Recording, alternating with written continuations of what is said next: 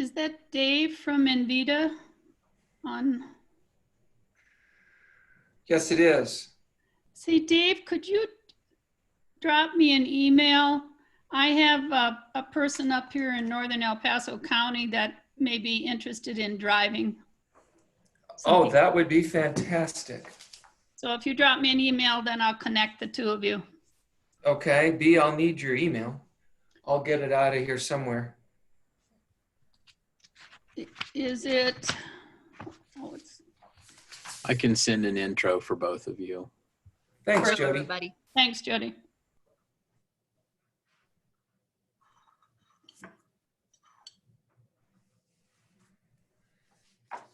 Hello, everybody. Hi there. Hello. Oh, okay, here we come on in. Good morning, Joe. Good morning. There, I got my music off. Yeah,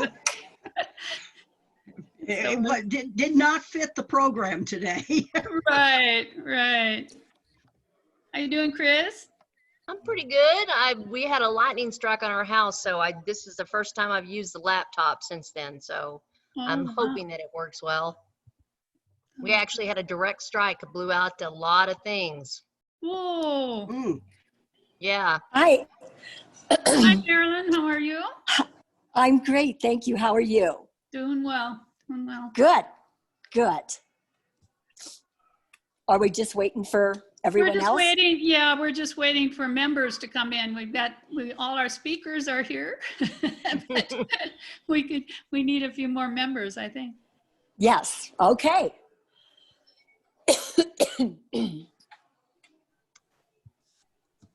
Hey, Jessica, could you, are you going to put the agenda up on the screen? I can't print anything off from my printer.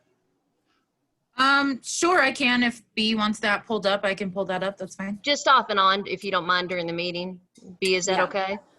Yeah, I think if we could like put it up when we move to a new section, then take it down. Okay.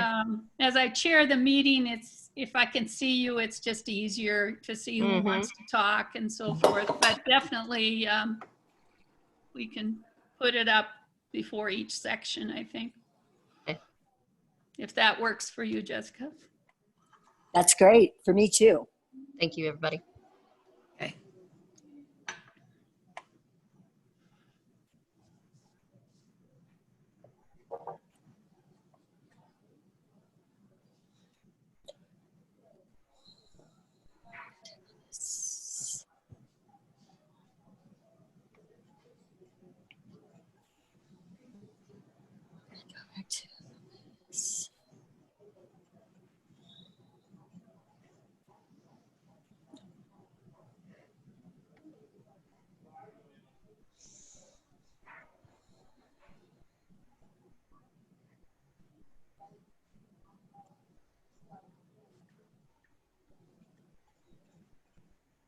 How are we doing on quorum? Well, I saw Bill and I see Marilyn and Yeah. let's see who else is on here. Janet. I see 9 people so far. Janet That and includes Joe. Jody, though.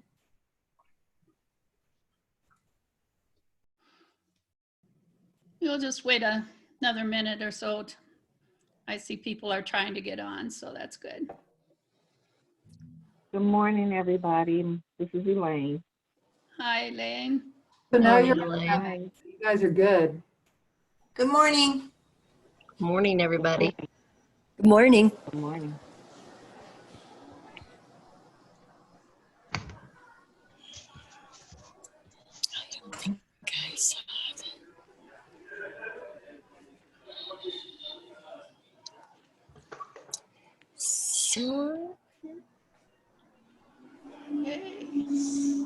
Just a reminder to everyone, if you're not presenting, to please mute yourself. If you are not a member or a presenter or staff, please turn off your camera. You'll still be able to see everything, but it does help with the overall bandwidth. And it helps our members to connect with each other during the member-only discussions. Thanks so much.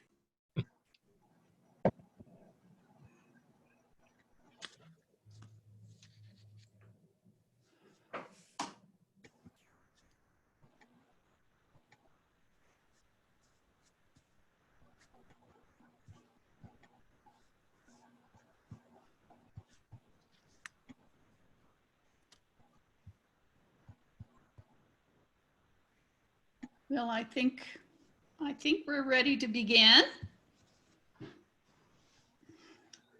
Welcome, everyone, to this September RAC meeting. So happy to see you here and hope you are doing well and staying healthy. I'm going to call the meeting to order.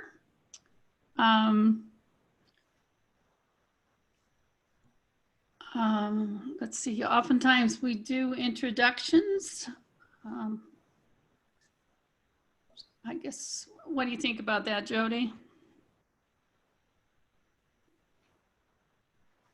We can have Melissa go through the committee membership list and introduce everyone. That way we can move swiftly through. Okay. So Melissa, do you want to call roll? Yeah. So I see Kimberly is here. I see B is here. I see Bill. I see Jody. I see Joanne Ruth. I see Marilyn Bradish. I see Carol. Chris Larson. Jen Nemo. Marilyn Massey. Rosemary Jaramillo. And I think that makes everyone. So yep, that's everybody. Very nice. Thank you so much. Okay, our first item of business is approval of our agenda. Are there any changes we need to make? Jessica's going to put that agenda up on the screen for us for a moment.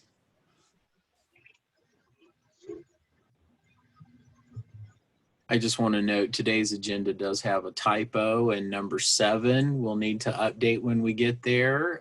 It's listing the next meeting as today. That should be October 22nd. So if you'll just make a note of that when we get there, we'll update that, and we have some other calendar items to discuss when we get there. Thank you. Thank you. All right, and are there any additions or corrections to the minutes from our August 27th meeting?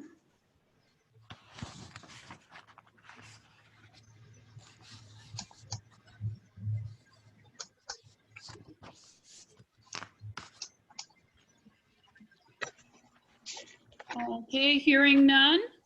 May I have a motion to approve the agenda and minutes? I move. A second. Who was the second? Second. That's Thank Bill. you. That's Bill. Thank you, Bill. Okay, the agenda and minutes are approved. Let's move on then to public comments. We are going to have the mobility manager update. We'll be anxious to hear their updates. So Good morning. This is Laura Cruz, the mobility coordinator. I am in month 2.5 at PPACG. So you've seen me a few times, but I wanted to give you a very quick update. So many of you guys know from previous meetings, we have talked about our pursuit of receiving the 5310 designated recipient status. And that's a transfer of funding from MMT to PPACG. 5310 funding is through the Federal Transit Administration. That funding is designated for specialized transportation. So this all started over a year ago in talks with the city, MMT, and PPACG to better mesh the programs that AAA provides for transportation, as well as what is the funding that is federally available for those services. And so where we are in the process, whoa, something just happened. Where we are in the process is we have submitted our letter to the governor requesting the designated recipient status to be transferred from MMT to PPACG. So that's step one. Step two is putting together our program management plan that outlines how we're going to administer the funding and how we're going to work with partners through that program. And so the program management plan is something that we have to make available for public comment, and we want to make it available for public comment just so each one of our committees as well as the community can look at sort of our future planning for the use of that funding. And so the program management plan, we have a draft together. We are making a few tweaks here at the end, but we'll be opening up or presenting that program management plan for public comment, a 30-day period starting October 1st. And so I know that the RAC meeting is towards the end of the month. So I will be working with Jess B in order to make for sure we can get a copy of that program management plan to you guys via email, and it'll also be available on our website. If you have any comments as you review that document, and I suggest you do because I'm new to this and I could use some help.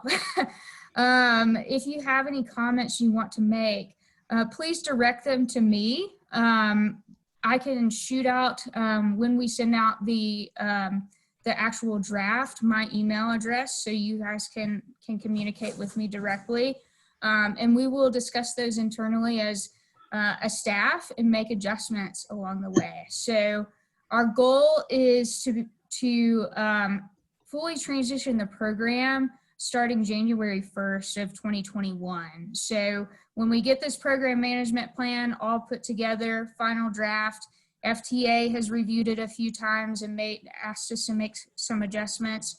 We make those adjustments, then January 1, our goal is to have that transition in place. So if you have any other questions, feel free to ask them right now or reach out to me later. Thank you, Laura. We should provide some time for discussion during our next meeting, since, I mean, we can do it individually. I think we look it over, provide our feedback, and then let's have a discussion then at our next meeting. Does that sound good? Sounds great. Any other comments or questions?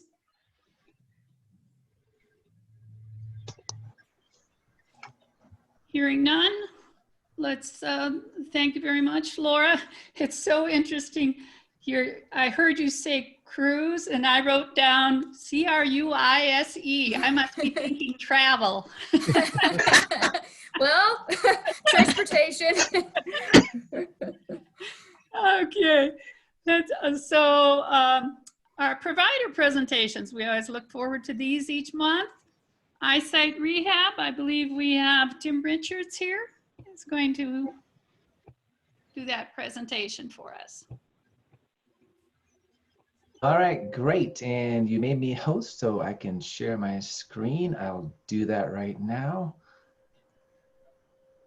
Let's see, right there. Okay, so does everyone see my screen? Yes. Yes. All right, perfect. Yes. Then what I'm going to do too, there's this cool feature in PowerPoint where you can actually do closed captions, which I thought was pretty cool. So I'm going to turn closed captions on, so you should be able to see that on the screen as well. So my name is Tim Richard, and I am with Eyesight Rehab. And first and foremost, I just want to say thank you for the funding that you provide. for these valuable services to our senior population with vision loss. I'm going to cover a lot of the services that we provide for individuals with vision loss. Should be about a 15-minute presentation or so with some Q&A at the end. If you do have questions in the middle, that's fine. There's a little tip and trick if you're using Zoom. If you're on mute, if you just press the space bar while you're holding the space bar, it actually unmutes you. And then when you let go of the space bar, it goes back into mute. So this is our third year with the grant, and the last grant cycle we served 50 seniors with vision loss. The year before that we served about 27. The goal this year is to hopefully serve 75 individuals. And so some of the training areas that we cover, first of the 5 funding services we get through PPACG are education, counseling, case management, I&A, and material aid. And so most of our instruction comes through the education piece. And so we do orientation and mobility, which we'll discuss in a little bit. All of these will go in more detail. But we cover orientation, mobility, daily living skills, adaptive communication, assistive technology, low vision services, and recreation and leisure after someone loses their vision and how to independently handle those things. First thing, orientation and mobility. This is if you've ever seen anybody using a white cane while you're driving and they're crossing the street or taking a bus, they've been trained by probably a certified orientation mobility specialist like myself or one of our teachers. And so we provide travel skill instruction using a white cane, with use of a dog guide, indoor and outdoor environments, how to cross a street safely, and using public transportation or paratransit. The next area is daily living skills. This would be meal preparation, cooking, adaptive techniques for cutting, chopping, slicing with vision loss, organization skills. We also do a lot of labeling, appliances, washer, dryer, stove, like here in this picture, home maintenance and safety. We also cover like using an audio labeler for like how does someone with vision loss identify canned items in their cupboard. You can use an audio labeler like the pen friend here in this picture. You can label frozen items, CDs, all kinds of things. Some of the other things we cover in daily living skills is financial management, house cleaning, medical management, care of clothing, and adjustment to vision loss. And we also cover adaptive communication. And this would be teaching Braille or learning how to access audio newspaper services or talking books, managing paperwork, filing, large print handwriting, note-taking, keyboarding skills, and use of telephone and smartphones. And the big thing that we've been working on a lot is assistive technology, especially during this COVID time. We do a lot of computer instruction, accessibility. So I teach how to use a screen reader like JAWS or Narrator or VoiceOver, or a screen magnifier like Windows magnifier built into a PC or Zoom text. And we also teach Braille note takers for those who've already used Braille note takers when they were younger and then are seniors now and still want to learn how to keep up with the technology with that. And it also covers smartphones. One of the things here that, smartphones can be very challenging for some of the seniors. And I just wanted to share a couple of quick stories. I'll change the name, but we'll call him Jeff. And Jeff lives in a retirement community where they do not allow access from visitors during the COVID time.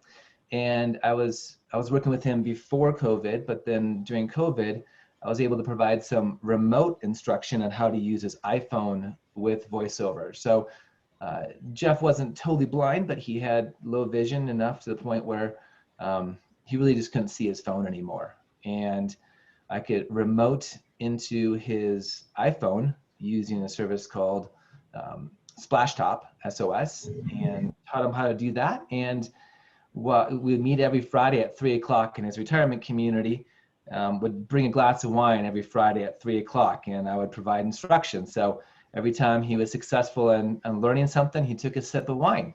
And that seemed to make him very happy, and he was successful in his training. He learned how to use his iPhone with VoiceOver, which was great. And that was a great success story with remote instruction. Another thing is another story I wanted to share is about someone we'll call Cassie. She's 70 years old and lives at home with her husband, and she's functionally totally blind, and she never has used a computer before in her life. Had no typing skills, and she wanted to get access just to the newspapers. And on your iPhone or iTouch, she didn't want to learn how to use a phone, but she got an iTouch, which basically is just like the phone, except didn't have the cellular data on it for the use of a phone. And been working with her on VoiceOver, and she's been learning how to listen to newspaper articles, and you can access pretty much any newspaper, Washington Post, New York Times, any newspaper, and it'll allow you to read through each of the articles within that newspaper. And so she's also able to scan and read print through the iTouch and through accessible apps that read out the text. So she gets mail, and she can put the piece of mail underneath an iTouch holder, and it will scan and read that mail for her, so she can read it independently without the help of her husband. So those are some pretty neat success stories. Let's see here, and the next thing I want to cover is low vision services. So we work very closely with a low vision doctor here in Colorado Springs. His name is Dr. Theeney. He himself has vision loss, and he refers a lot of seniors to us for instruction. And we can provide instruction on the use of magnifiers, CCTVs. That's what you see here in the screen. This one in particular. We'll do OCR, which stands for optical character recognition, and it'll scan and read whatever it is viewing underneath or on top of the table. We also work with tints or sunshades and monoculars, and just other aids recommended by the low vision medical professionals. So those are some other services we provide. And also recreation and leisure. There's adaptive playing cards, large print cards. We can braille trivia cards or any other games that seniors may enjoy, and cover those adaptive games, or just come up with ideas as well if they're having a difficult time engaging with others and the things that they're doing in regards to their vision loss. And one of the things, so those are the 6 areas of instruction that we provide, and we provide all of our instructional services at their home. So we go to their home and work with them one-on-one or remotely, which we've been doing. I've also taught another senior how to use he got a new Macintosh, and I taught him how to use VoiceOver as well as the magnification features on his Macintosh. We did that remotely through Zoom. You can actually remote into someone's computer through using Zoom video conferencing.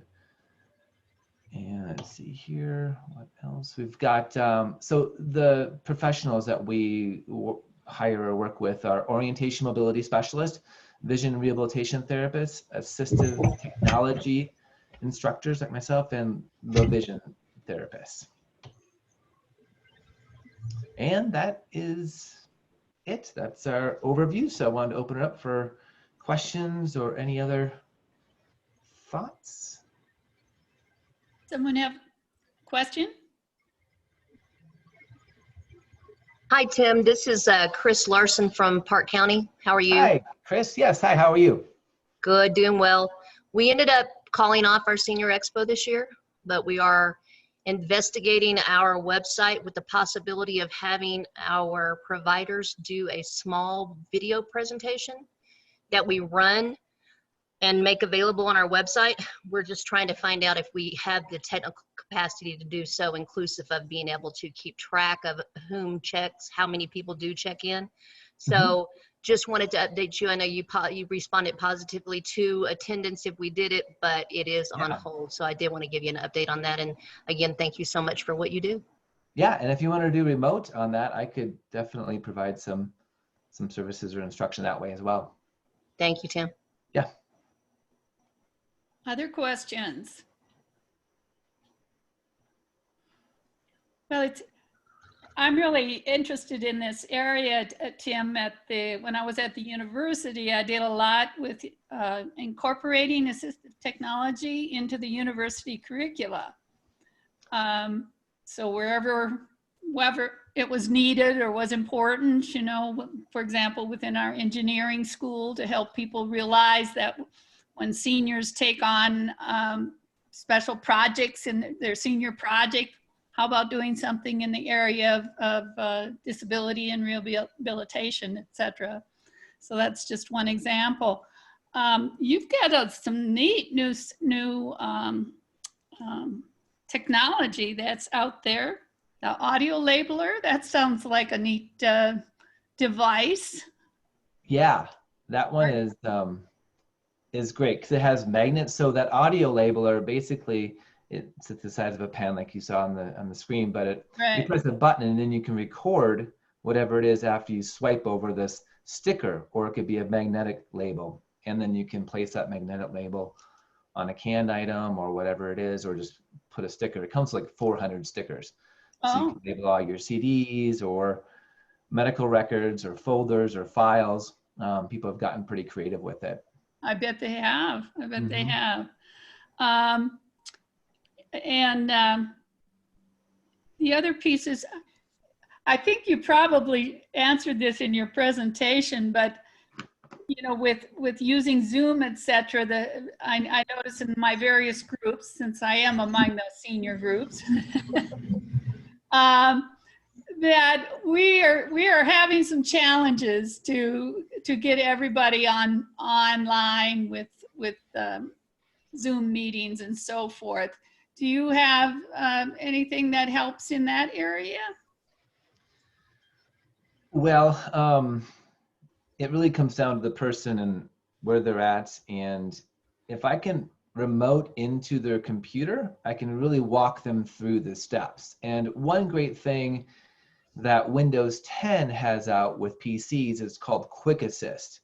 So if you just hit your Windows key on your keyboard and typed in quick, it'll automatically pop up, and it's a remote access program that's free. It's built into all PCs.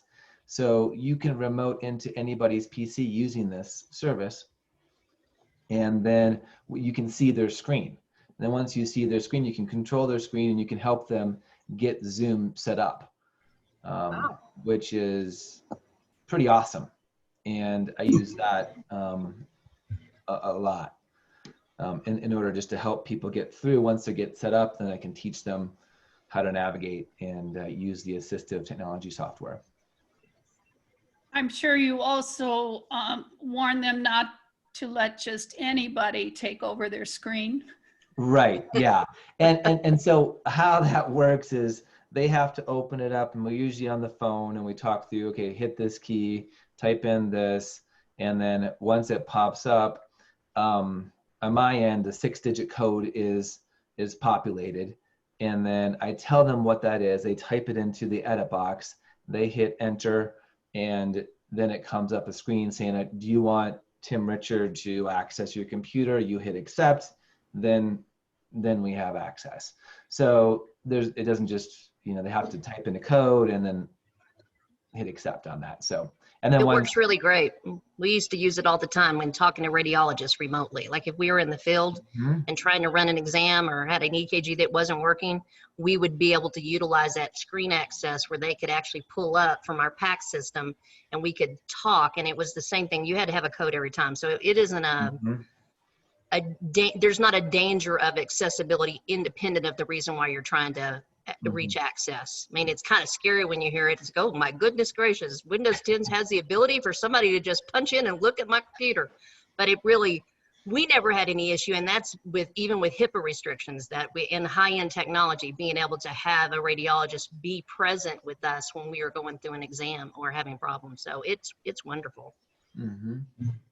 And I didn't know that it was a general access. You know, I didn't know just that you could do it business wise. I just thought it was something that we were doing from a high-end tech from hospitals. So that's pretty cool. Yeah, anyone who has a PC, because everything's Windows 10 now. So if you have a Windows 10 computer, you have access to it. So you could help, you know, your mother or all your parents or anybody. It's great. Wow, that's fantastic. Good to know. Good to know. Any other questions or comments?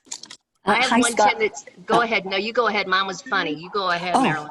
Okay. No, just one question for you, Scott. Your apartment, number one, looks like the coolest urban apartment I've ever seen. That is so cool. You know, I was gonna ask Marilyn. I was like, is that a My screen God. or is that your apartment? That is cool. Very urban, very neat looking. But anyway, and you probably said this, I was had left for a second here. How do seniors access your services? Again, is it in the Blue Book? Is it on a website? How would they access your services? You know, right now, a lot of the way they access my services is through word of mouth, through the low vision doctor, Dr. Theeney, or the Independence Center, or other referrals that way. I do have a website. We don't market a lot as we're just building up the resources to do that. And so that's the main way, but we should be in the Blue Book, and that's another way to access our service. But And in the Yellow Book?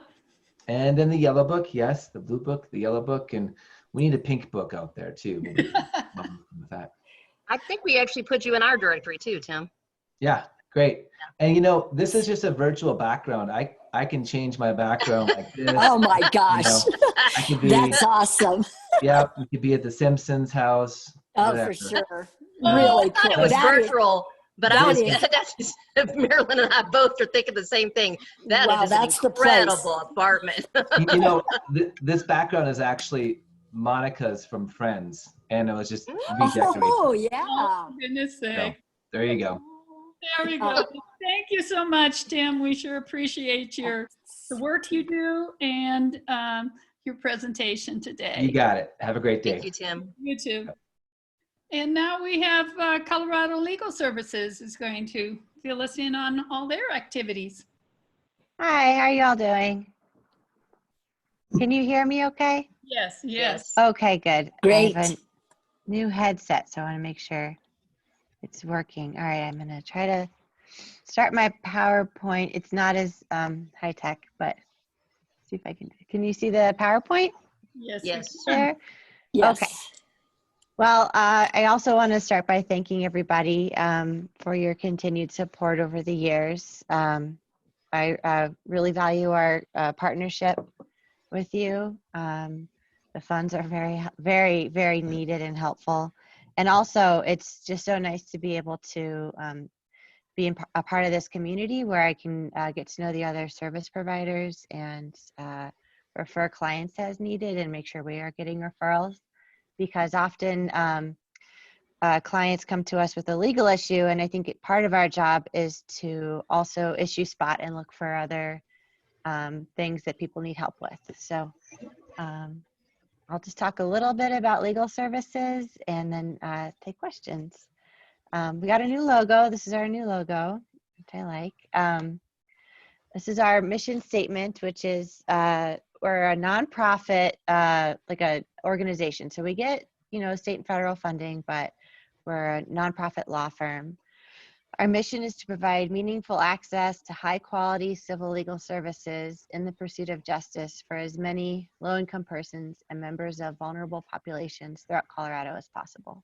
So even our mission statement acknowledges that we're not able to help everyone that needs our help. And so we try to triage and look for cases where we're helping really vulnerable populations, including seniors, with issues that affect really basic necessities in life, like freedom from violence, housing, access to public benefits, things like that.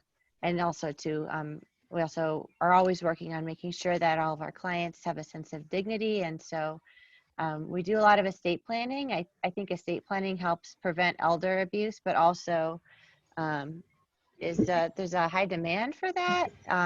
And I think people just feel really relieved when they know that they've set out what they want to have happen in their lives, and they can let their family know, okay, this is all squared away. It seems to be very helpful. We have 66 attorneys statewide right now, 34 paralegals, and 13 different offices. The Denver office is our largest office that serves the Denver metro area. And then the Springs office is the second largest office, but much smaller than Denver, which has, half of our staff. So in the Springs office, we now have 7 attorneys, including me, although I don't carry a full caseload because I'm also managing. And we have 4 paralegals and 2 secretaries and a few support staff. And we also are very fortunate to have about 5 volunteer attorneys who are retired, or they're giving some part of their practice days to our work. So we're lucky for that. Here's a map of all the stars are where we have our offices. So you can see that the Springs office covers El Paso County and Teller County and Park County. Our office also serves Lincoln County and Chaffee Custer and Lake County, and then we share Fremont with the Pueblo office. So it's a large service area for our staff, but most of our clients are from the service area that's served under this grant. And we do enjoy going to Teller a lot too. So a little bit more background information. We have been around in Colorado since 1925, so we're almost at our 100-year anniversary. In 1999, there were 3 different legal aid organizations that merged to form Colorado Legal Services. So I think our office used to be Pikes Peak Legal Aid, but now we're all Colorado Legal Services. We have a 27-member board of directors with attorneys, and then we also have financially eligible clients or former clients serve on our board, which I think is really helpful to keep us grounded and aware of the issues that our clients are facing. I've talked a little bit about this. Our largest funding source is the Legal Services Corporation, which is a federal line item like Title III. That's about 40% of our funding. The Legal Aid Foundation does fundraising for us, so we don't do fundraising events, but they'll do that for us. And 85% of our income that we get, or our funds, are spent directly on direct delivery of service, which I think is pretty high ratio. So we do civil law. We're kind of like the public defender for civil. So we do a lot of family law. There's such a high demand for that we focus mostly on survivors of domestic violence or elder abuse in those cases. That includes divorces, custody cases, and civil protection orders. We work closely with Tessa to share cases. They have a grant to do protection orders, which is wonderful. And so, but even then, they'll still give us some protection orders, and then they'll send us divorces and custody cases as well. We do health and elder law, which would include public benefits, which is also listed, and estate planning. We have one of my paralegals does unemployment appeals. which we're seeing an increase of recently. We have a migrant farm workers division, which isn't very active in our office. Housing, including landlord tenant. Recently, for the first time in the last few years, we've seen more demand for help with preventing eviction than even family law. So we've received some additional funding specifically for eviction defense. So now in my office, I have 2 full-time attorneys doing eviction defense and a dedicated paralegal, which has been really nice. We prioritize eviction defense work, but we will also give advice or a brief service on warranty of habitability issues. So if somebody's living somewhere that's not safe, getting security deposits back and things like that. And then we will also help with utility issues and consumer matters. Let me think if I'm remembering everything in my office that we do. We do a lot of foreclosure defense in my office, and I expect to see more foreclosures next year. The numbers are already pretty high, but I think that those will go up. I'm going through all the staff in my office. I think that's about most of what we do. We provide different levels of service on the case. So like I had mentioned, we wish that we could provide full representation to everybody, but it's because we don't have, unlimited staff time. When we're triaging cases, we'll look at it and say, well, if we can't provide full representation in this case, can we at least give some advice to that person so that maybe they can do this on their own if they're able to, if it's appropriate, or can we do brief services, like perhaps, drafting the initial forms to get a case started with somebody and then checking in and make sure it got done, or negotiating with the landlord as necessary.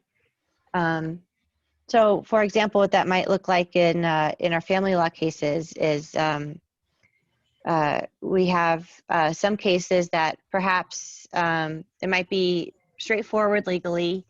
The client doesn't have disabilities that would make it hard to represent themselves in court.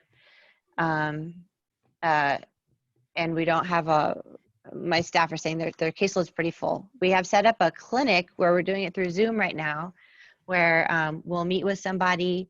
First, we'll send them all the pleadings and a big packet of information and say, please take a look at this. And then we'll meet with them for about 20 minutes, make sure that they've gotten all their paperwork together, explain the court process with them, answer questions.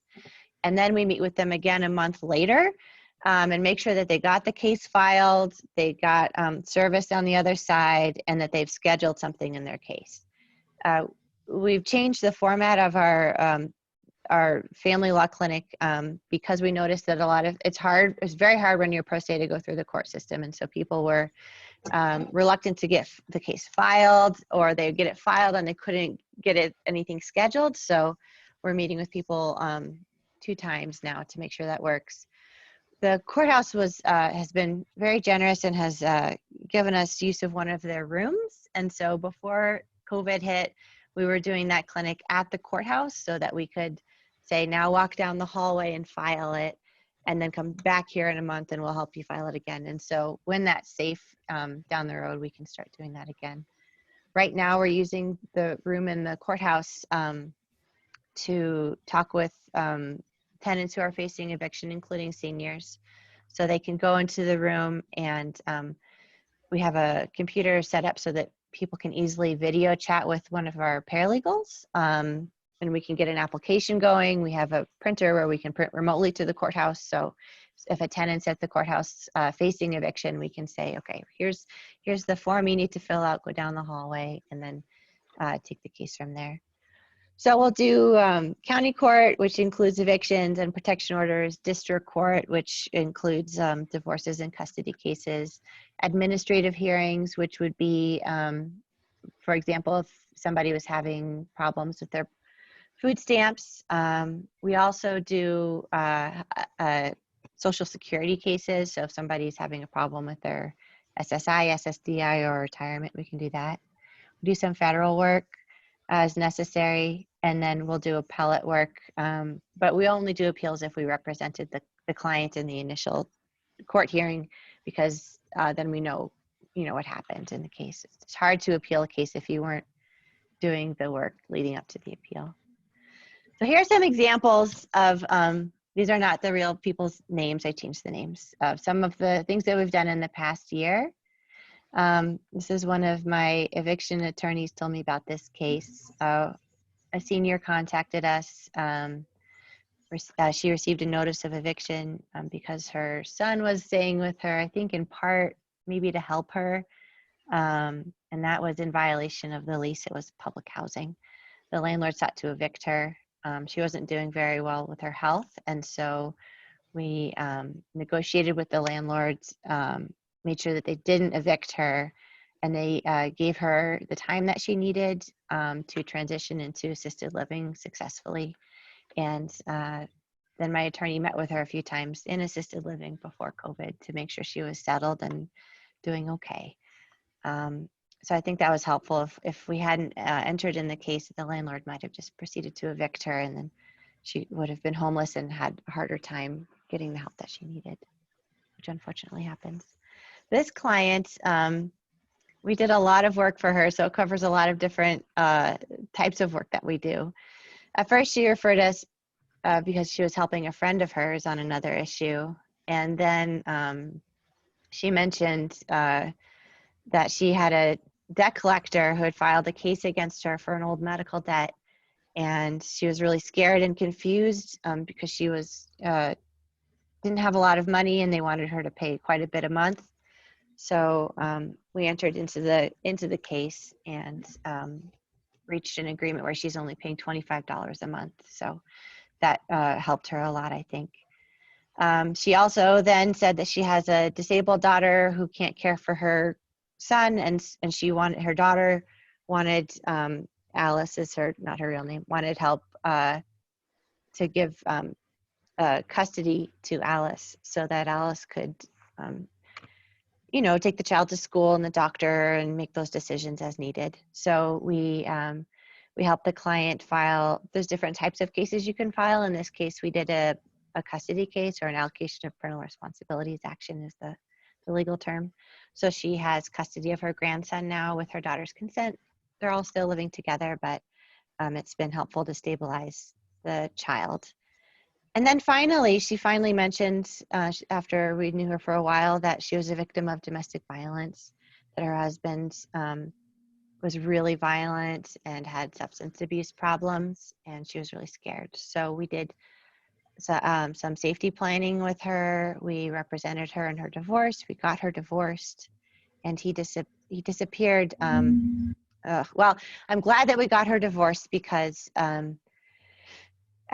around the time we were going through the divorce, there was a warrant for his arrest. I think he might have been picked up now, but he's been charged with homicide for murdering a neighbor. So I think that it was really good that we were able to help her safety plan and get out of that really dangerous situation before anything else bad happened to her or her family. And now she's doing really well. We're done helping that client for now. Here's my contact information. I wanted to also, I didn't do a slide about this, but let you guys know what we're doing regarding COVID.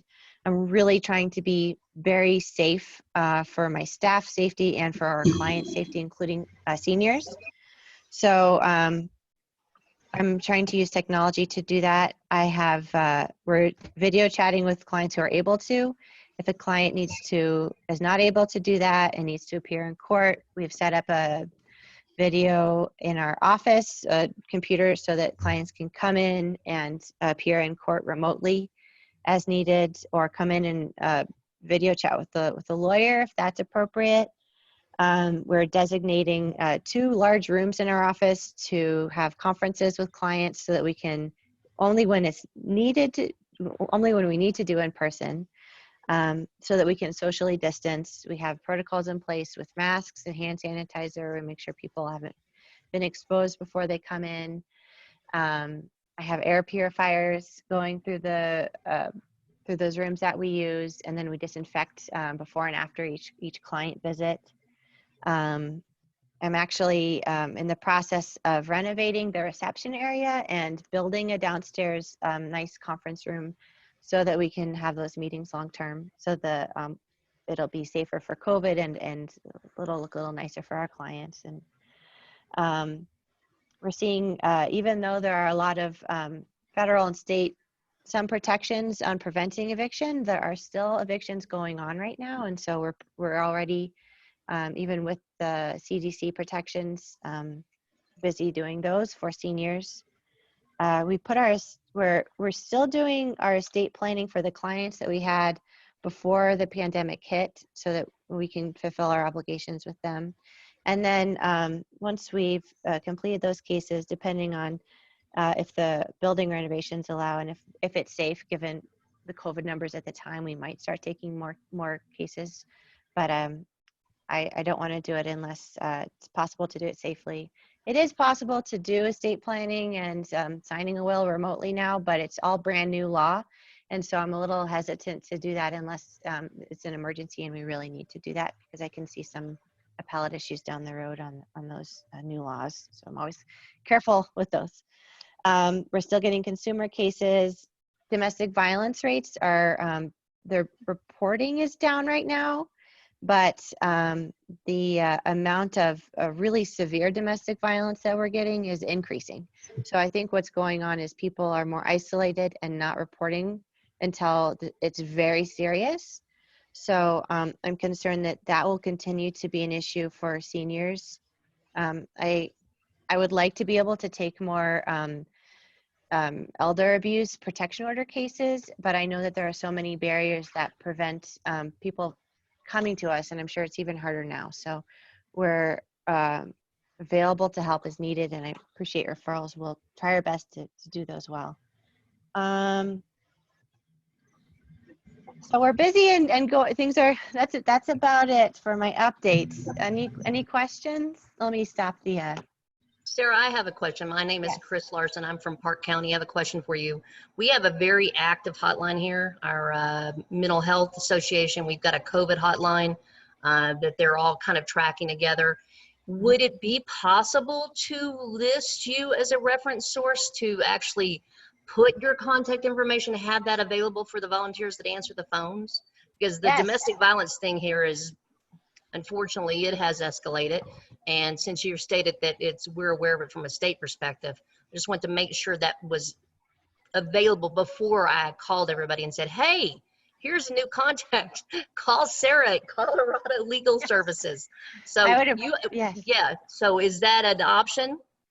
Yes. Why don't you list? That would be wonderful. We have. You can list our website and then our phone number, and then we take turns giving advice on the phone statewide. So from like 9 to 3, Monday and Tuesday and Thursday and Friday, we do screening kind of statewide, and then refer it to the office as needed, or if it's more of a simple case like a security deposit question, we'll give someone advice that right then on the phone. So okay. I think our main number would be the best Okay. way to list Main it. number. Yeah. And would we say that we are calling from this organization for a domestic violence referral? Is that how we would phrase it when they call in? Yes. So yes, you would be helping people call in? Is that what you're thinking? We would actually send them the number. We would Oh, actually okay. give them that. What happens is they call in, they're anxious for resources Okay. between Human Services here, Mental Health Association, whatever we're doing with the COVID hotline. We're getting a lot of domestic violence calls to the COVID hotline. So with that being inclusive, here's another possible resource to refer out. That's the question. Oh yeah, I think just the phone number and the website. We're not taking a lot of in-person applications right now because I want to be really safe. So what we're doing instead is people that if they don't have a phone or the internet and you need to connect them, just reach out to me. But it seems like most people are able to at least call in and we can do the application over the phone. Okay. Thank you very much, Sarah. Mm-hmm. Yes. Other questions? I'm so happy to hear that you seem to be ahead of this eviction situation. I guess, like everyone, you can see it coming, and I'm happy to hear that you're ready for it, as insofar as you can, I guess. Well, thank you. We have a housing task force meeting at statewide level where we issue spot, and the landlords are evicting right now, and they're going forward. So sometimes the courts are interpreting the protections to not include people that stay after their lease expired, which is not how I interpret it. So we're working on that. But you know, even though there are all these protections, there are people getting evicted right now. Wow. Wow. Yeah. I know. Any other questions or comments? Members? Well, thank you so much, Sarah. We appreciate your presentation, and we've watched your services in this area grow, and we're really happy to see that over the years that you've been providing more and more services in this Pikes Peak area. So we're really happy about that. So Well, thank you very much. Thank you, Sarah. Thank you. Thank you. Okay. We're going to wait for membership until we get down to our action items. I guess, did we have any information from Jennifer? Did we have any information from this study group? I may jump in and share on that a little bit. Jen had to get off because she did have to run to a meeting. She's hoping to convene the group in October. Okay. She was working on some special projects with her organization and had some deadlines that she had to get taken care of, but she's going to be pulling the group together in October. Wonderful. Thank you, Melissa. Yep. Okay, we have the Jody's director report.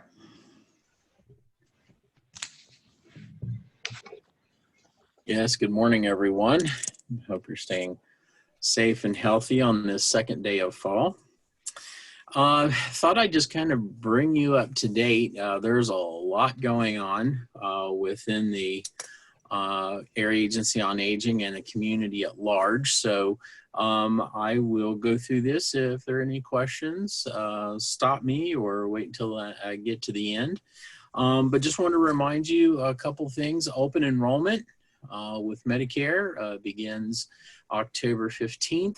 That's just about 2.5 weeks away. So we're approaching that very quickly. And as you might imagine, that's normally a very heavy walk-in period from the public, traditionally in our offices.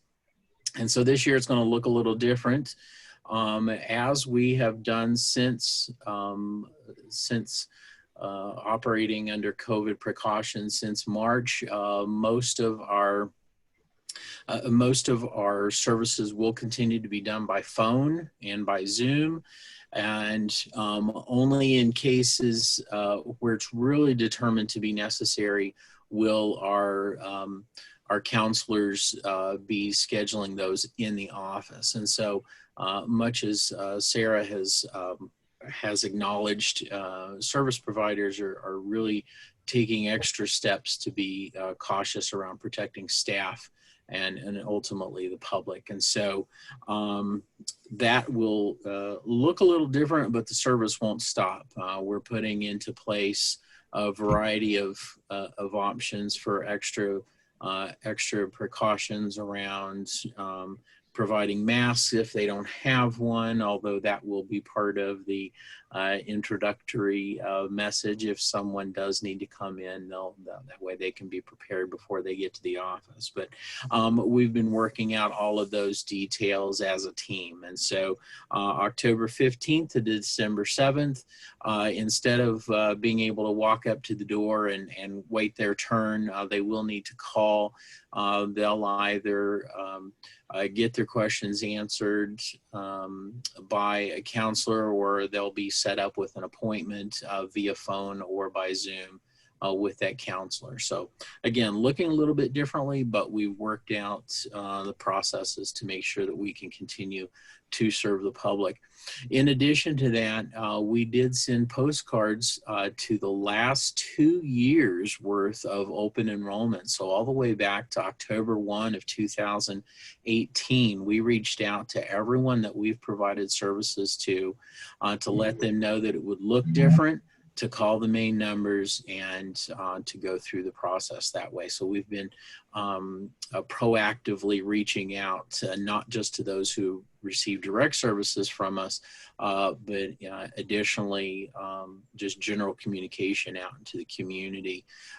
Because our SHIP region, State Health Insurance Program region, is actually 9 counties, we have extended that preliminary communication through our partnering AAA offices as well. And so between giving them language to distribute electronically through their email lists, as well as printing up extra postcards so that they can include those in their meal delivery, for example, we've been very proactive in making sure that seniors know how they will be able to access services this year. So really proud of the staff for putting that together.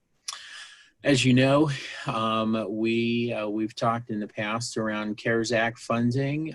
We did set up some procedures and timelines for our providers to access that funding. And so we're going through and processing the preliminary requests now to make sure that not only to determine if those requests are viable or we have opportunity to do that, but also to be able to budget those funds across the life cycle of this specific contracted grant under the CARES Act funding. So there's a lot going in on that. I'm up to my elbows in reviewing requests, and but everything seems to be on par with the needs that we're seeing in the community. So that's going well.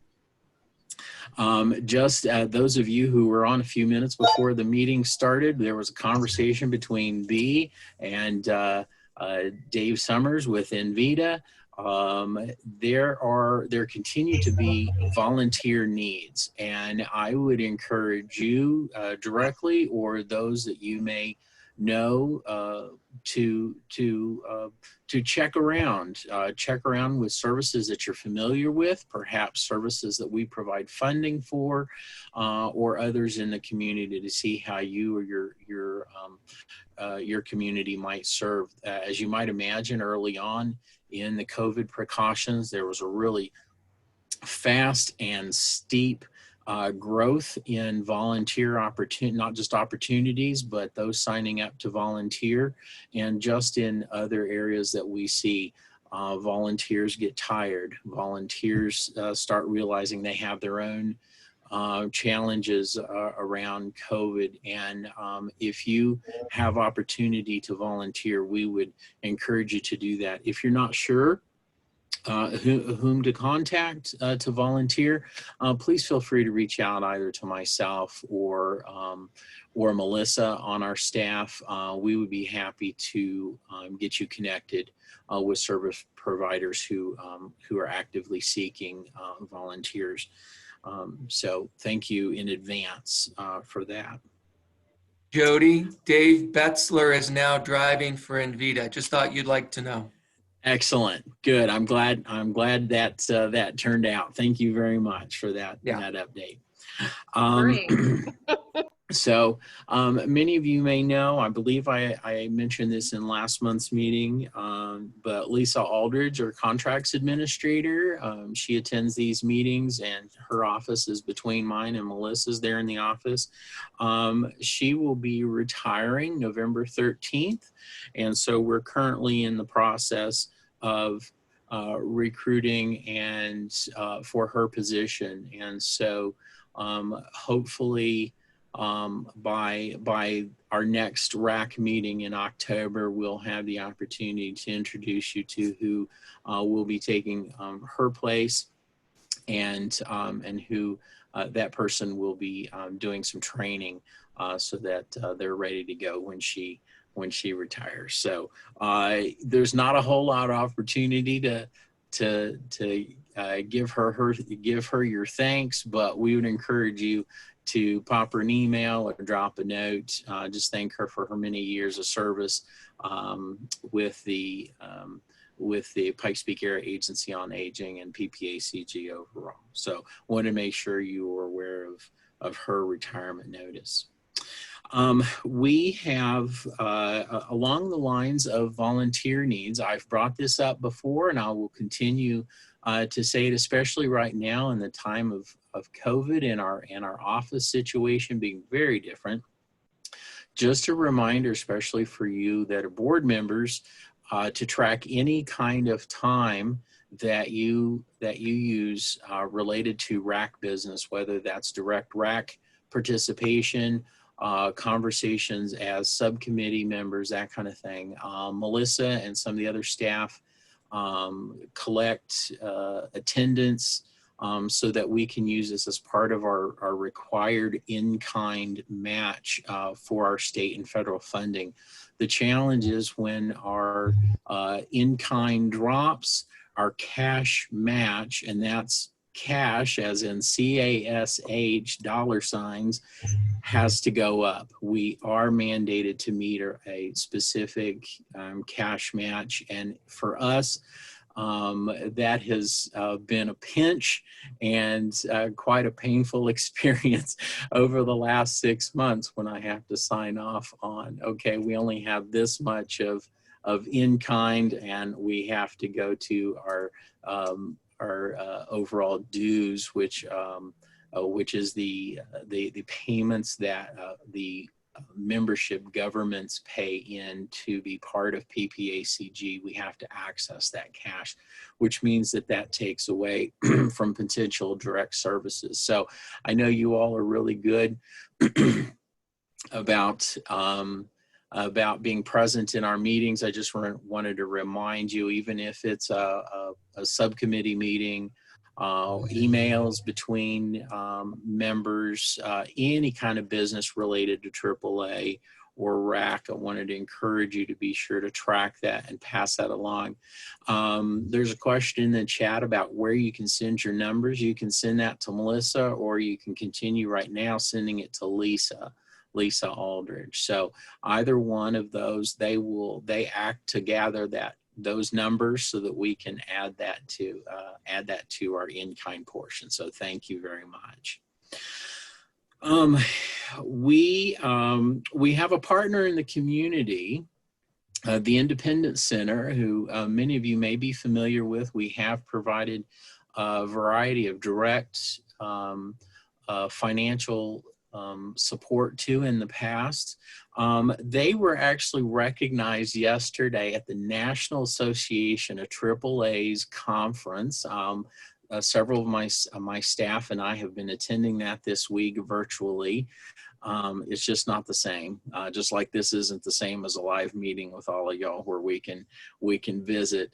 But we have learned a lot, and just want to let you know that the Independence Center was recognized yesterday at the N4A conference for their hospital to home transition program. And we are just so proud to see that not just little old Colorado Springs was recognized at the national level, but in fact, it was one of our partners. And although we do not provide direct AAA funding right now, we do have 2 contracts with them for ADRC programs that they are part of. And they were a runner-up in the John A. Hartford Foundation Business Innovation Award. And so if you are familiar with any of their staff, I would encourage you to give them a congratulations.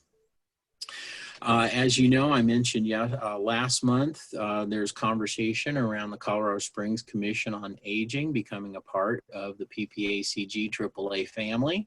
And so that is still in process. The city still has a lot to do to be able to to provide dissolution process and procedure with the city side, but I will be presenting potentially in October or November with our board of directors about what that might look like under PPAAA. It'll be exciting. It'll be separate from RAC. As I mentioned before, it's a different focus around aging, but frankly, the more we can collaborate to increase the perspective of aging within our region, are really excited for that opportunity. So we will continue to bring you updates around that. And then I just wanted to introduce, he's on here, he was on here earlier, but we have a fellow with us for about 16 weeks. His name is Ariel Pizzoa, sir. He is an Army captain, and he is serving with the PPACG staff for a couple of projects. His interest around planning and government when he leaves the military will certainly come in handy to whatever community he goes into. And so you may see his name on in certain meetings. He's trying to join us wherever he can, just to learn more and more about what we do. So please give him a welcome. And I believe that is all I have for now. If there are any questions, I'm happy to entertain those. Are there any questions? And welcome, Ariel. I can remember coming on, starting to volunteer at AAA and having to learn all about the services and what it was all about. So lots of learning to go. Awesome. Thank you very much, ma'am. I'm glad to be here, and thank you for your introduction, Jody. Certainly. Thank you, Ariel. Sure enough. Okay. I don't want to hear any questions. Okay. Just a couple updates and add-ons to, I attended the Colorado Law Day virtually. I don't know if anyone else was able to attend, but it was done very well. And it always surprises me. I've attended, planning, retirement planning, etc., multiple times. But this time somehow I was moved to action. And so the next day after attending, I sat down with my son and I said, okay, you need to know some things. Come to my office. Look where I have all my documents, where I have all my financial things, and do we need to figure out, I have two sons, do we need to figure out which of you is going to take care of healthcare things, which of you is going to handle financial things. Now I have, I made those decisions years ago in my will, but sometimes you have to update things based on where you live and all that sort of thing. So somehow that law day moved us to a little action and a little more communication. So I want to compliment Wendy and all the other organizers of that event. I have received those AAA mailers that Jody was talking about, and they're fantastic. I'm just so happy that that's out there. And I mean, it looks like you did those bulk mail. Is that right, Jody? So you covered all the people? I mean, how many did you send out? Well, we sent out around 2,200 plus another 250 or so actual cards to some of our southern partners. And like I mentioned, those went back. We collected lists all the way back to October 1 of 2018. We were able to do that via bulk because we do hold a contract with the city print shop. And so they were able to do those under bulk printing as well as bulk mailing to help save a little bit on the cost. It cut the cost almost by half, which those of you who know me, I'm a bit of a penny pincher as it begins anyway. So anyway, yes, we actually sent out 2 rounds. B, you may have received or will be receiving a second card soon if you haven't already. Well, I got 2 of them already. Oh, you got 2. Good. Yes. So there was an initial just to everyone, and then a second round split alpha by alpha order to give a little more details. And so we felt it important to have a second review. And of course, we sent those, like I mentioned, to our partners in the southern regions for the additional 6 counties that are underneath our SHIP region, so that the folks receiving those cards in their region, if they called them and said, is this legitimate?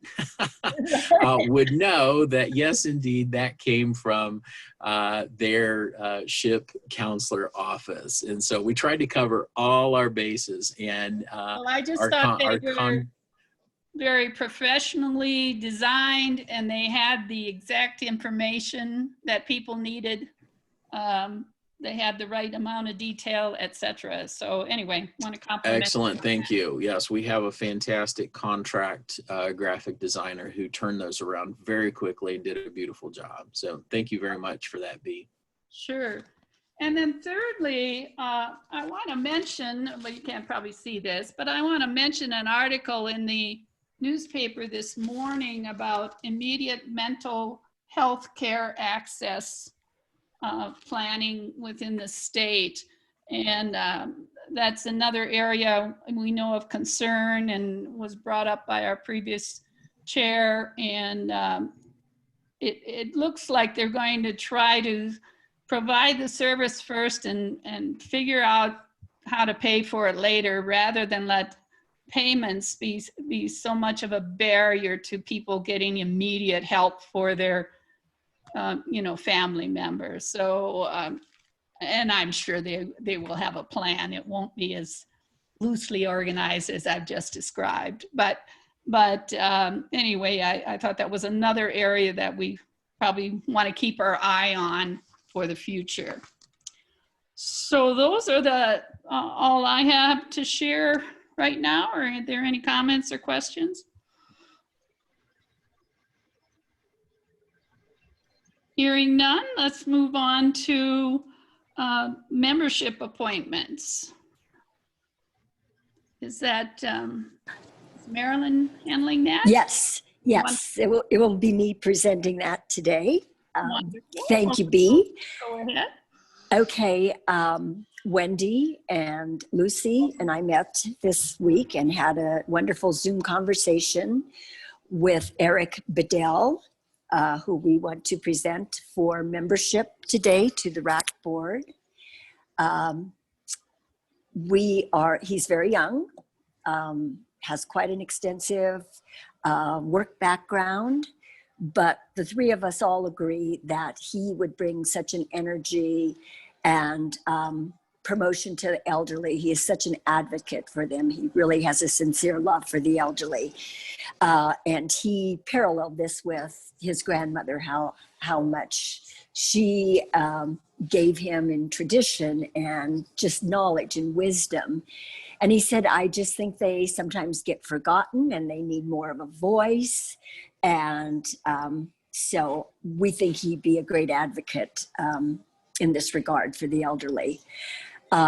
He comes with quite an extensive work experience, a 15-year work experience with DHS in Ohio as an investigator for Child Protective Services and Adult Protective Services, and then moved into a supervisory position for this in Ohio, and then left that and went to do some volunteer work in South America for 2 years, where he worked with staff and volunteers to help with living skills for like 20 individuals in South America. He did humanitarian work with Katrina and, Habitat in building homes with his wife for 2 years, and then found himself here in 2019 at DHS, where Andrew Bunn was from. He would be taking Andrew's place on the board. And he is manager of adult protective services and child protective services there. So he is also working with adult Medicaid, financial cash programs, and long-term Medicaid work with the elderly. So he does have affiliation with the elderly and has worked with them and provided many good things for the elderly. So with that being said, the impressive resume summarized, I so move that we approve for membership to the RAC board, Eric Bedell today. I second. Okay, we had a second from Lucy. Lucy? Oh, Lucy. Yes, Lucy, do you have anything else to add? You were, of course, part of that wonderful conversation with him. If you have anything else to add, Lucy, please do. I mean, you did a great job, Marilyn. I mean, I love his human services background. He's got a passion for vulnerable populations. He's got great energy, like Marilyn said. So he'll be a very welcome, I think, addition. So wow, it sounds like we're incredibly lucky. A resounding second from me. Right. He was invited to come, but he said he had a conflicting meeting and would try to work around that. But he was given, the link and all to participate today, but probably just couldn't do that. But you'll be very impressed by him. He's a wonderful young man. Indeed. I think I saw his name on here a time or two. Yes, I Looks am like on he's this here. morning. Thank you. Oh, there he is. Hi, there's Eric. Hello, Eric. I was able to move some things around to be able to be here this morning, so I appreciate it. Thank you. Thank you for your interest. What a resume. We're very blessed to have you join the group. Yeah, Indeed. no problem. I appreciate it. Sure enough. Indeed. Thank you. Wonderful. Well, it seems like it's time to vote. Let's see if a voice vote works. All in favor, say aye. Aye. Aye. Aye. Those opposed, say nay. I don't hear any nays. So you are, Eric is approved as a new member of RAC. This then moves to make it official. It has to go to the PBACG board, and then we should be able to be official next month. So we'll welcome you on board. Thank you again, Eric.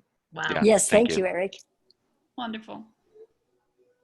Okay, thank you for your work on the membership committee, bringing us such talented people. We had so many new talented people joining us, which is great. All right, we're moving on to the PBACG strategic plan update. So I'm not sure who's going to do that. So I'm Jessica McMullen. I'm your Policy and Communications Manager for Pikes Peak Area Council of Governments. Hi, everyone.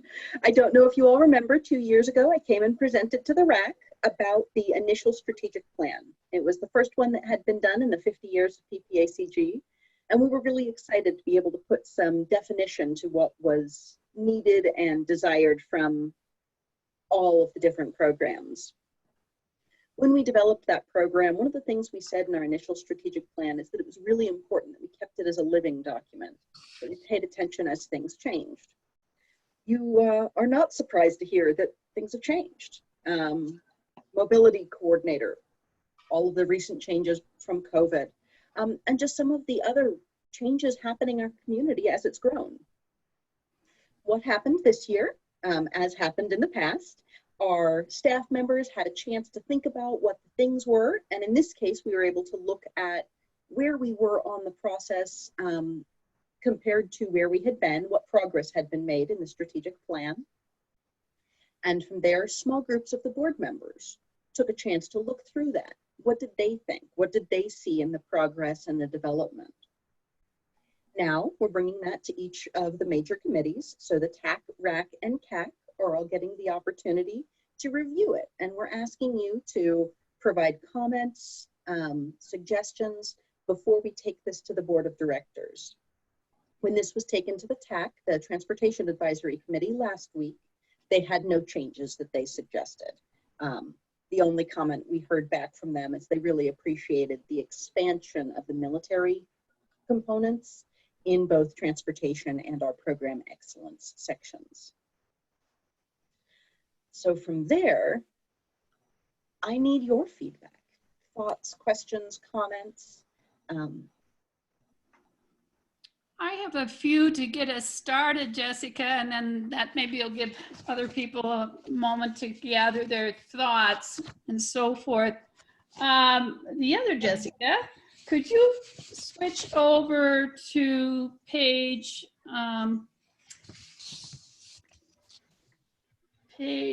5? And let's see, yeah. So we start with aging objectives and strategies. Great, and I was happy to, as you say, as you scroll, could you scroll down, Jessica? Some of the new items are in red, such as administering the region's 5310 funds and cooperation among those human service providers to help streamline service delivery and optimize available funding. That sounds so very reasonable. And as you said, serve as a regional information source for all senior mobility needs. I really liked all the new things you added there. Could you go on to the next page then? And okay, so then under the housing, yeah, increase housing outreach, advocate for senior housing needs through collaboration and education. And also that providing that community awareness of senior housing needs, definitely new strategies to add. Then down technology access for seniors. We heard a lot of great ideas this morning from our eyesight person. The only one place I had the very last one where it says continue to support provider expansion into telemedicine. And I thought about that and about all our service providers. And I would suggest a broader term. And so I've been looking around for a broader term. And I wonder if it might be more appropriate for something like expand to support provider expansion into telehealth and human services.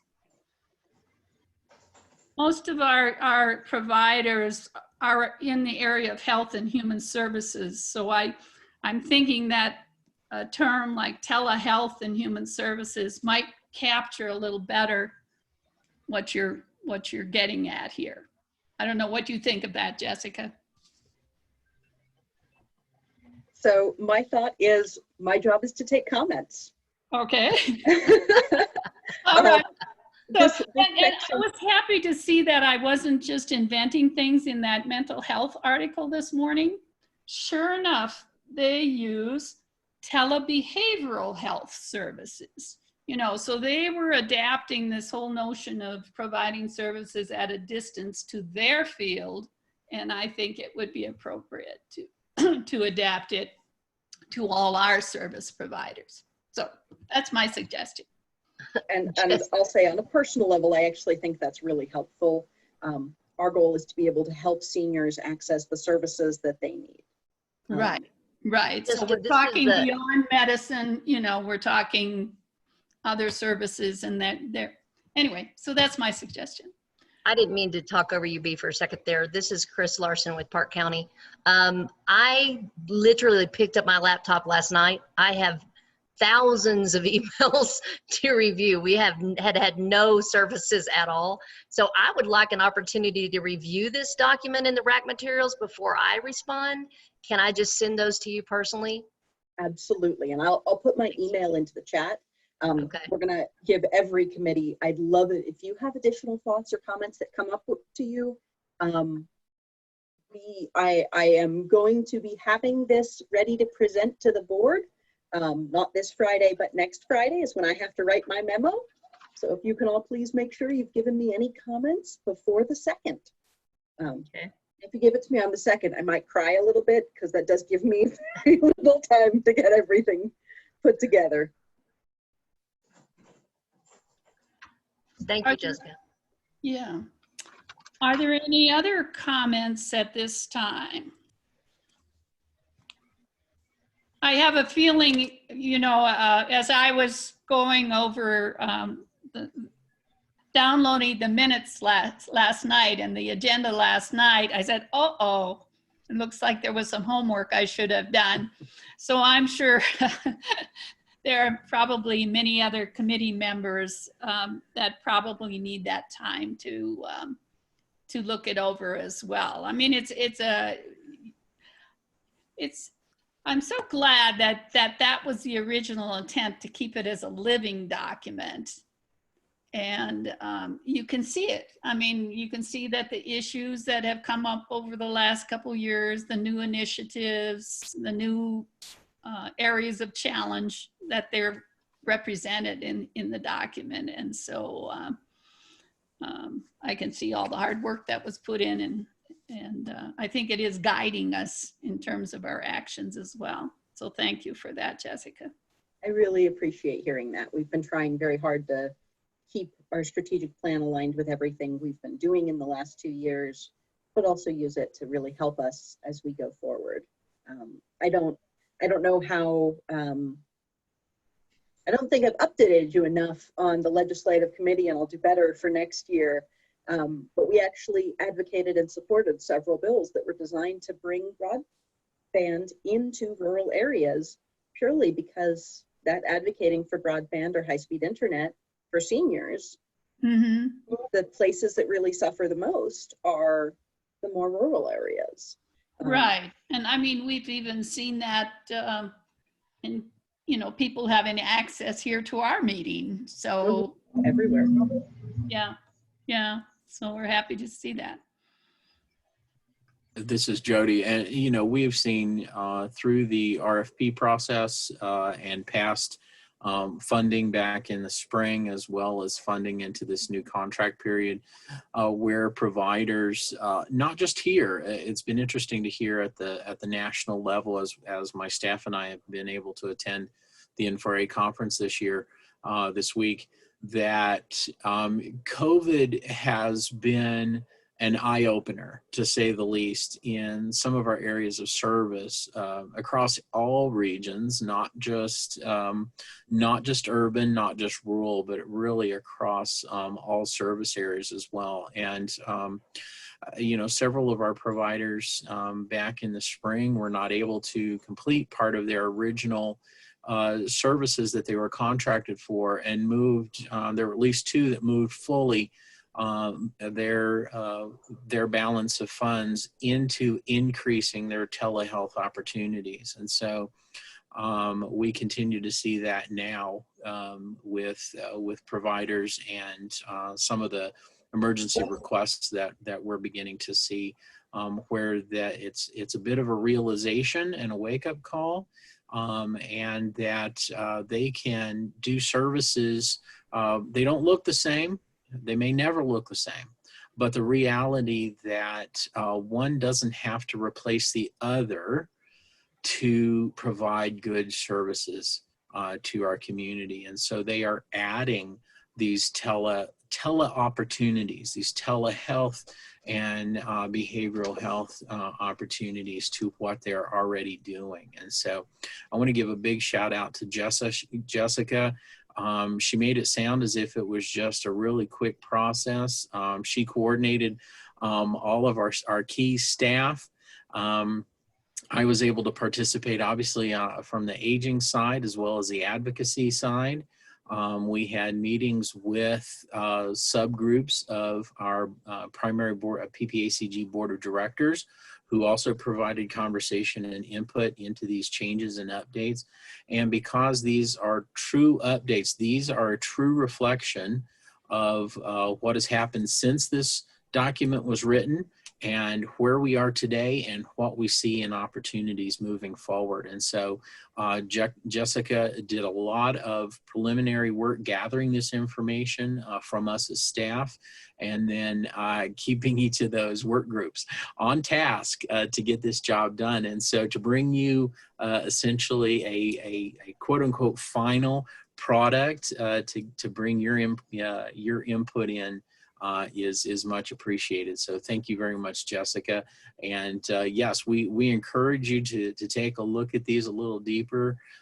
Anything in red is fair game, but know that there are two primarily that probably are most crucial, and that's the aging section as well as the advocacy section. A little broader for the community, but still very important. But feel free to take a look through the entire document. As you can see, transportation is actually a specific area as well. But please feel free to take a look at the entire document and provide any feedback or comments to Jessica before next Friday the 2nd. We sure do appreciate your input. And Jody beat me to it, really and truly. If you have comments or thoughts on any of the strategic plan sections, send those to me. You have a lot of experience and a lot of knowledge. I don't want to detract and pretend that you don't. So if you see something, share it, please. Wonderful. Well, I'm sure we will do that. Oh, I see in the chat, we have your email there. So let me ask this very technical question to whoever can answer it. Sometimes I just want to save the chat, because that's where we put people's phone numbers or emails or whatever. How do I do that? So if you go to the bottom of your chat section, okay, and there should be file. Yes. Let's see. Jess B, actually, I believe Jess B or Melissa have to do it, but typically there's 3 dots next to the file. There would be the folder picture, the file word, and 3 dots next to that. Normally that would give you a drop down to say save chat. I believe I found it. Did you find it? Good, good. That will save that and automatically create a Zoom folder within your computer, and it will save the entire chat aside from private conversations. Right. So anything that was shared publicly will get saved there, and anybody, I believe, can have access to that. Wonderful. That is terrific. I've been on Zoom multiple times now, and I've always wondered, I gotta quick write this down before the Zoom disappears, So that's great. I hope you know that I asked that question so that all the members would. Yeah, thank you, B. You read my mind. Thank you so much. Yes, thank you. All the members would know how to do that. Okay, can we take down the strategic plan then, and we'll get that feedback to Jessica? So this is an action item. I do need a vote from the RAC to bring it to the board. And you may want to change the proposed action language to say, including the comments from RAC members received later. Okay. Okay. I think that would be imperative because I think several of us haven't reviewed it officially. Okay, so I need someone to make a motion to move this forward from the RAC with the additional comments that members will provide before October. I so motion. Chris makes the motion. Is there a second? I second. Thank you very much. Okay, so we have a motion on the floor. Is there any discussion? Who is the second person? Marilyn Massey. Thank you, Marilyn. Thank you, Marilyn. I should have said your name when I saw you. Sort of like at the meeting where you see people and say, oh, okay. Thanks, Marilyn. All right, so no, is there any discussion? In general, or on that issue? On that issue, just hold on here. Okay, so all in favor of moving this plan forward from the RAC, say aye. Aye. Aye. Aye. Those opposed, say nay. Hearing no nays, the motion passes and we move forward with our additional comments to Jessica McMullen. All right, now we move into the discussion items. Are there, if you will wait with your events until the next section, are there any items you wish to bring up for discussion? I have a quick discussion item, and I'm sorry I didn't send this to everybody initially. There is a company that approached us. We ended up doing a Zoom meeting with called Beneficence. They are a Medicare, Medicaid estate planner for advancement of any type of, if you anticipate a loved one or yourself is going to need any type of long-term care or any type of medical care, they help you set up your estate and your assets so that you can qualify, i.e. qualify, and then also initially move into projections of how long you're going to need certain type of funding. It protects your estate for your loved ones. I was extremely impressed. They did say, Jody, that they had some interaction with the AAA. So I wanted to make sure at some point there's a further discussion about what they do, and or maybe as a possibility of a provider, or just maybe in that information in general. I was very impressed. I personally would have loved to have had access to something like that. I spent my entire annuity taking care of my mother. My husband was fortunate enough that they got a planner and they were able to reserve some of the assets to take care of his grandmother post his grandfather's Parkinson and Alzheimer's onset and since going into long-term care. So I want to make sure that gets noted. And then I have several events I want to discuss on our event calendar. Jody, did you have any comment or? No. Yes, we're familiar with the agency and they do participate sometime. I was just looking to see if any of their staff had joined us for today.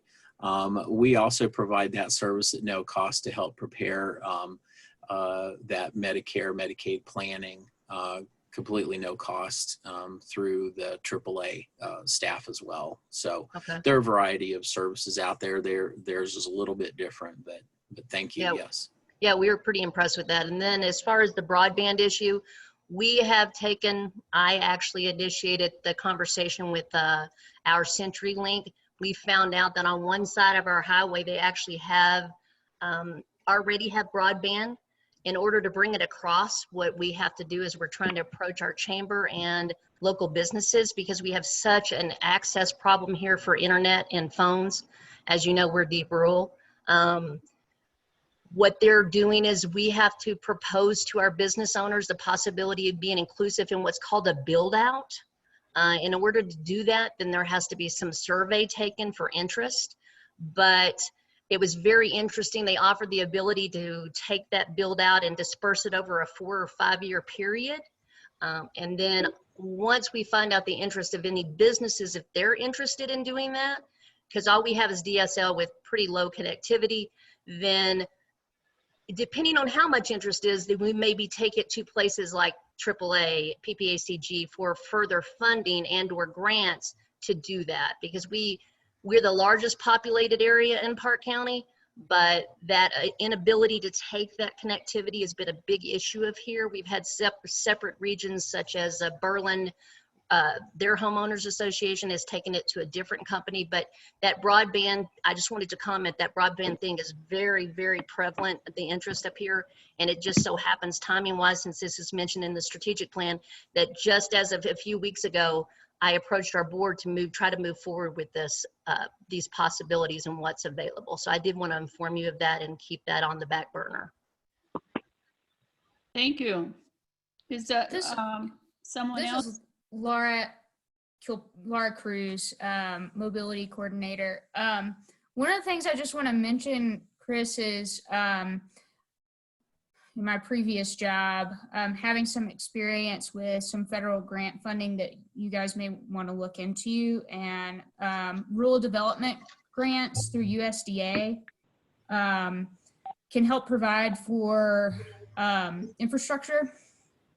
And also there is placemaking grants through, I believe, USDA and also the Department of Human Services for rural communities that are trying to boost their infrastructure and entice businesses to come into their area.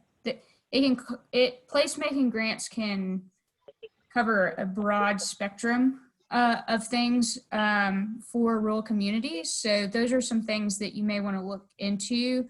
And those are typically listed on the grants.gov website. Okay. Well, thank you. That was wonderful information. Terrific. Yeah, and can you put your email directly on our chat for me? Yes, I will. Thank you, Laura. Do we have other members who wanted to bring up a discussion item?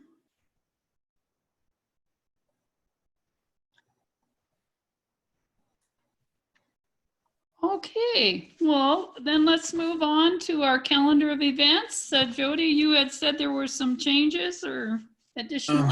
Yes, thank you, Madam Chair.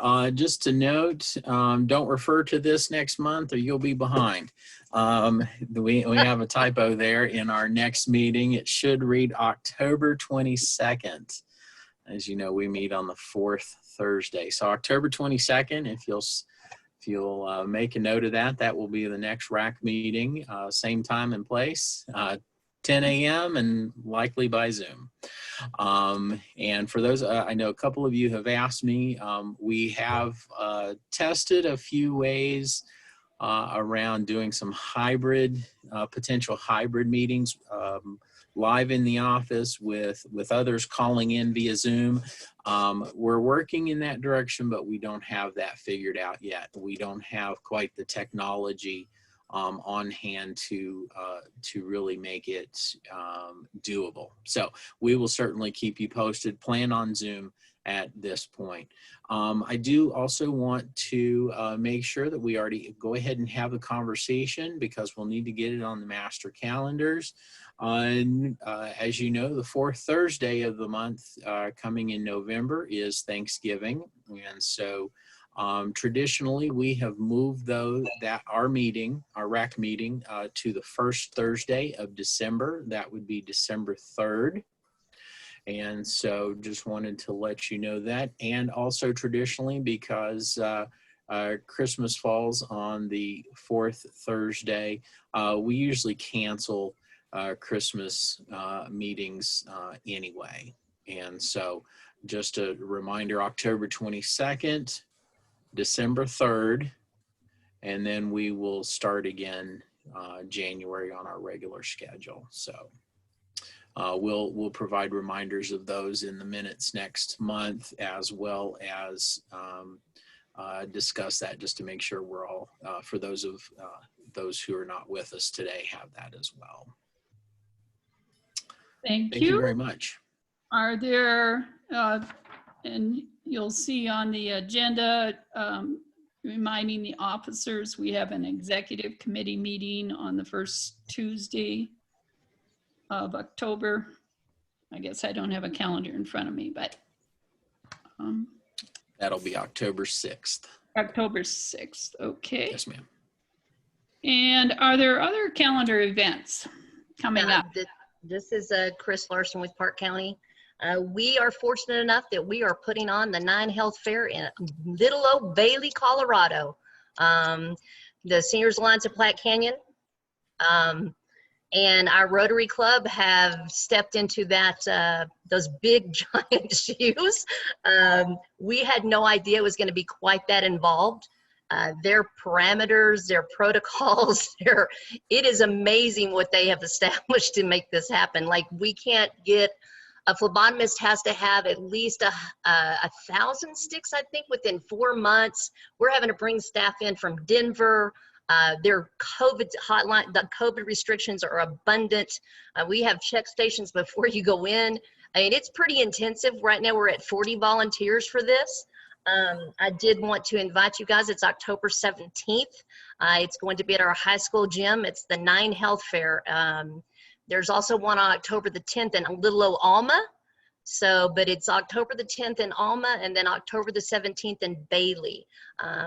We are stepping into the big time in our little rural area. So I wanted to share that with you. We're all of us nervous about we're jumping into this. We did our senior expo last year, and since we've lost that funding, it's just more exposure for the rural areas. So I did want to share that part with you. We're pretty excited about that. And then we were fortunate enough to get some independent insurance brokers to do open enrollment here 3 times weekly. They meet in our community center and, you know, calling all citizens to come forward. So that's another real supportive thing that's happened in our rural area. And I wanted to share that with you. And then if y'all wouldn't mind, and I don't know how we need to approach this, so I need to speak with you individually, Jody. We're trying to get the county to give us essential status. Because our office is in the community center, they've lumped us into a COVID restriction. We want the ability to be able to see clients individually. We have the means within our office to do so. But they are kind of stonewalling us moving forward with that essential qualifier. So whatever I can do to solicit some help from the AAA to move that forward if possible. Why don't we talk offline and I'll give you some thoughts on that. Okay, thank you. Certainly. And then for your for the 2 health fairs, how and who can we connect with to get you some materials to share with your community members? I will send you, Jody, I'll send you Charlotte's email so we can get that to you. So we'll be able to get as much information as possible. We've already got a lot of people online. Okay, great. I'm happy to bring them out, actual hard copies out to someone and meet up and get them to both Alma and Bailey areas. Okay, thanks. Mm-hmm. Any other events coming up that we should know about?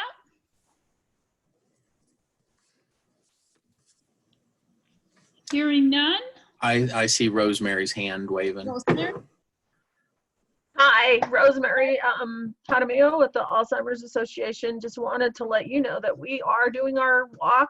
Walk is everywhere this year. It's October 3rd. If you have not registered, please register. And the hope is this year that you will flood social media with your purple. So please, if you're out walking and you're wearing your purple, or if you're not wearing your purple, please post on social media and support us. Thank you. And where does that, what's the origin? Where do you start from? It's everywhere, so you start from wherever you want to. Okay. And we do have the Promise Garden. Once you register, you'll get information for the Promise Garden. It's a drive-through Promise Garden. And then we're also having, it's called ACES, oh, now I forgot the last name, promotions. They're actually doing a kind of a drive-by car show. So they have custom and antique cars that will be by the Promise Garden. So. And where can we register, Rosemary? ALZ.org, and then just search for walk. I think it's like /walk or something. And just make sure you register under Colorado. Or if you'd like any additional information, you can just email me directly. Wonderful. Thank you. Thanks for letting us know about that. Rosemary, would you put that in the chat for everyone? This is Kimberly Bryan. I went ahead and did that while Rosemary was talking. Wonderful. Great, thank you. Anyone at any other events? What's going on? Yeah, I just wanted to point out, thank you, Jessica, for putting out the retirement series. Despite COVID, we are full forward on all of our Medicare 101, Social Security 101, and now the INT retirement series. And so you can find those on our website, as well as this information here. We have the Social Security 101 is next Monday, as well as the INT retirement series began this Monday. We're also trying something a little new. We'll bring some updates to you, but coordinating around mixing Social Security along with para conversations.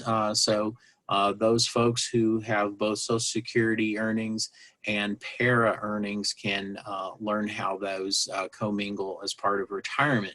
We're doing a test drive with staff and retirees of UCCS, and so hope to bring that to a much larger audience as we test the waters and let this be our beta test. So more to come on that.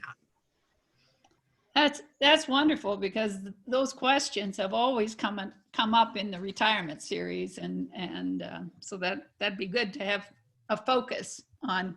I've got both of these. Now what? Terrific. Okay, well, I think that's all our business for today. Thank you so much to our RAC members and PPACG staff and all our guests. Really appreciated having you here today, and let's keep working to provide services to our seniors. Thank you. I'd just like to say, B, you are doing a fantastic job, by the way. Oh, well, thank you. I appreciate that. I know you stepped into big shoes, but man, you just roll it, girl. Good job. Thank you. I always say people see a different side of me in a meeting, But anyway, I'm impressed. So good job, lady. And Lisa, thank you for what you do for us, have done for us. Appreciate it. Okay, we'll see you next month. Thanks so much. Bye now, everyone. Thank you, everyone. Bye.